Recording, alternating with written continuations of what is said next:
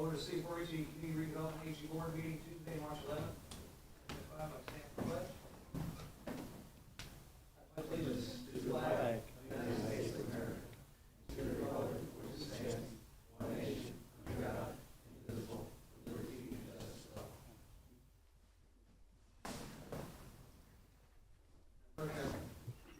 Madam Clerk, have roll, please. Chairman Johnny R. Coover. Here. Vice Chairwoman Linda Rodriguez. Let the record show that Vice Chair Linda Rodriguez is absent from tonight's meeting. Member David Mueller. Here.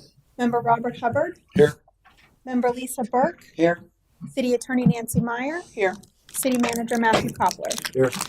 Thank you. Now I'll just announce again, in case this is a different meeting, that the reason Linda Rodriguez is not here tonight is she had a death in the family, and so she's attending that up in New York. So we wish her the best. The next up is approved board minutes. I have two sets. We'll start with December 10th, 2024 CRA meeting minutes. So moved. Is there a second? Second. Okay, motion second. Any further discussion? All in favor, signify by saying aye. Aye. Opposed? Motion carries. Next up, we need approval for the January 14th, 2025 CRA meeting minutes. Make a motion to approve them. Okay. Second. Motion second. Any further discussion? All in favor, signify by saying aye. Aye. Opposed? Motion carries. Next up, comments from the general public. Any comments from the general public? I have no sign-ups. Show of hands. Nothing. Okay. Bring it back to comments for the city manager. Pass it to Mr. Koppler for his comments. Just had a couple things real quick. After a long attempt to fill the position we created for the CRA coordinator / resiliency coordinator, we finally found what I think is a very good candidate. His name is Derek Smith. He's actually local here, just lives a little to the northeast of the city in the unincorporated area. But he's coming to us from Clearwater, city of Clearwater, where he's in their emergency management and has background in some of the resiliency issues that we're going to be facing as well. So he is, I think, going to be starting with us at the end of the month, if I'm not mistaken. Yes, I'm looking forward to someone that is going to be able to help not only at the CRA level, but also on the resiliency piece as well. The other thing is, and I probably should have spoke about this during the council meeting, but I'll just do them both at the same time. We've had a position open in the building department for the last 2 budget years. Originally, it was a code enforcement position. We didn't fill that. In the budget, we said that we were going to create this hybrid building inspector / code enforcement. Hadn't really been able to find that person either. And we, during the interview for the CRA coordinator position, we came across a candidate that we felt would be really good to build through the building department, build up in the building department. Just starting down, just graduated from college, has undergraduates in public administration, and I can't remember what the other part of it is. But ultimately, I see him kind of filling a planning / floodplain management / CRS role within the department, as well as doing some code enforcement. But we're coming into the situation right now where one of our permit techs is going to be out for an extended period of time. And so our thought is right now that we'll bring that individual in to fill that role that we're going to be out for the next few months, and then start building on the planning and code enforcement side. So we're really excited about that because, again, I think the quality individual that's going to be able to grow within our organization for the foreseeable future. And again, both of them are very eager to get into local government and want to extend their careers here. Good. That's it. Okay. Thank you. Comments from the board. I'll start with Councilman Mueller, or Member Mueller. Member Hubbard. In reference to CRA money, CRA in general. I think it's essential that we help the business side of the CRA with the municipality with marketing funds. Some of the businesses have ample signs, the buildings are fine, they want to modify their business, increase their business, and they can't do it with any construction or anything modifications that way, but they should be allowed to have some funds for marketing if we have a logo and we can tie in with co-op dollars, which Pasco County is getting ready to offer different municipalities in Pasco County. We can use those funds to help businesses promote themselves and the city. And this comes from the state. The funds will be coming from the state. As for instance, we have a logo like the bicentennial logo as an example with what we represent. So when someone presents their business either in media or print or any kind of advertising, if they present that logo or a 2-second spot promoting the city of Port Richey, we will offer them dollars in order for advertising and marketing. That helps us, helps them, and helps the county. It's the reason the county wants to do this. And the county dollars, and people, Adam and I went to a meeting, they market all over the world. So we can tap into that resource also by doing this. In our CRA commercial grant, is there another sign is included in there? Is there any marketing, specifically no marketing? So It'd be a different program. I don't know that CRA money can be used to market. I think it's supposed to focus on correcting the slum and blight. now the city can market, I think. Yeah, but not CRA money. I think that would be.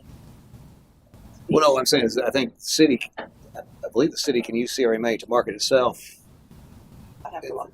Oh. Yeah, I'm not saying right or wrong. I'd have to look at it. Yeah. Well, the co-op dollar from the county is going to present it to us. We're going to market us, or we can't market any of our businesses when we market ourselves. Again, I don't know the ins and outs. I think that once, like I think if we redid our waterfront down there, I think that there's some ability to use CRA dollars. So I don't know if she had to check, Yeah, I'd have to check on that. but I think there is some ability there from what I read. I don't know about specific businesses within there.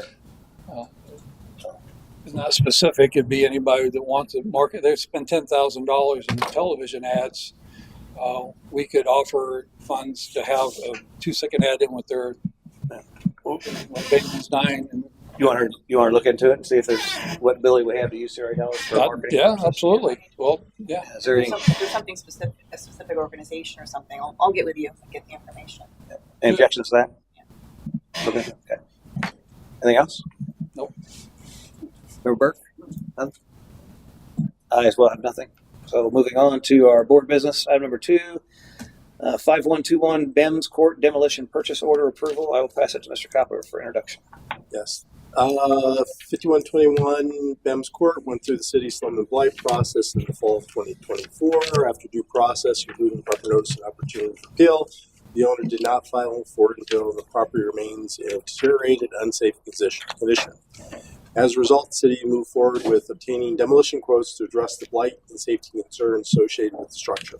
The city received 3 quotes for demolition, removal of debris, which also include proper capping of sewer, water, electricity, adherence to environmental precautions, and securing all necessary permits. SC Signature Construction submitted the lowest responsible quote at $7,200. Staff reviewed the proposal and finds it meets all necessary requirements for a safe and efficient demolition. And I'll open up for a motion or discussion. I looked up both of these properties. Neither one of them had substantial damage. So are we saying one thing and doing another? I would think we have. This went through the slum and blight process. I get that. But still, after that hurricane, both of those things got soaked. I would have thought they would have had a substantial damage report, and it would have shown that they were substantially damaged. Well, but shows 0. I think the question is that if it was being slum and blighted, is that precluded from the substantial damage thing? Pull it out of that Because it's not. process? well, I'm assuming because we were already into that process that they didn't feel that they needed to do that. That's fine. Yeah.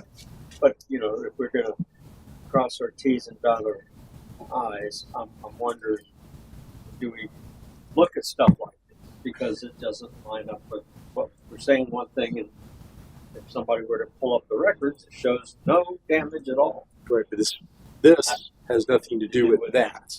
Not kidding. Right. Must be enough. Is there, do we have the ability to note that property in there that is I would think currently going, it's in the slum and blight process, which so there would be a record that says the reason it's not showing any damage here is because it's in a slum and blight. I mean, I don't know if it's, So, I mean, in another 30, 45 days, won't be there. again, I mean, I guess. So what do you get out of it? There will be an empty lot with an impact fee already paid. Okay. I just, I mean, we'll go It's an and do observation, the assessment. what we get out of it, I think if FEMA was to, they'd ask, what happened to this property? Demolished. And we'd say, well, it's slum and blighted, we demolished it. Yeah. So, and I don't know what that portal is a reference to. A lot of times we have stuff that doesn't complete the full circle. And so that just ties up, this, like a code enforcement gets closed. There's We'll go out and we'll do. Well, it was designated for demolition. I'm not saying go out and do the slum and blight. Just in our portal, when we're tracking slum and blight, put a note in there. This property is being slum and blighted, and then that's why you're not seeing any data here because it's irrelevant. You're talking about in the Forerunner? Yeah. Again, that's a question. I mean, it's a portal exposed to the public. We'll put that in there. the hurricane came, It's I not think, Republican. before That's this which one we'll do property. The hurricane came before this property was slum and blight. That was already Slum it and was- blighted. Yeah, it was already slum and blighted. It was in the appeal process. Okay. It was in the 30-day appeal. That's waited. With the previous building official. Yeah. Before I got here, they were already slum and blight. Okay. That sums that up.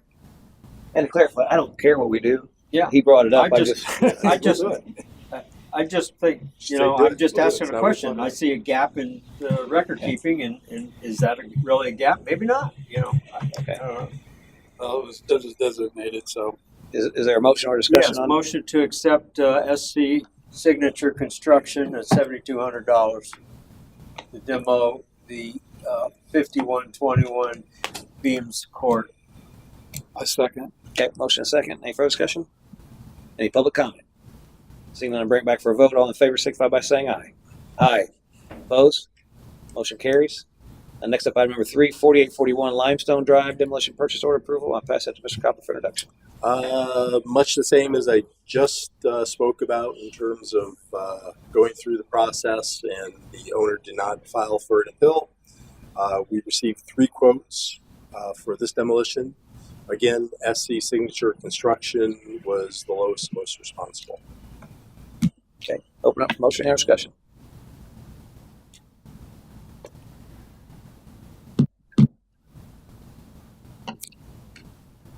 Now, only that I found it interesting. The one company said they're going to keep anything that's on the property, which I found interesting. The other ones didn't do that. They said anything on the property they're going to keep. Anything on the property you're going to keep? I did find that interesting. They're like, we're going to keep, unless it is to be returned to the owner, we're going to keep whatever's there. Reserves all rights to all content on the property unless specified that items in question are to be turned over to the owner. I just found that interesting. Oh, the person that does a demo gets to keep whatever they find. Yeah, whatever. In case they Theirs. find a big block of gold there. Yeah, you never know. Never know. Doesn't hurt to go in there. I just found it interesting. Some of the perks. Some of the perks. So is there a motion? I make a motion to approve the demolition of 4841 Limestone Drive with the bid from SC Construction. Second. Okay, I have a motion and a second. Any further discussion?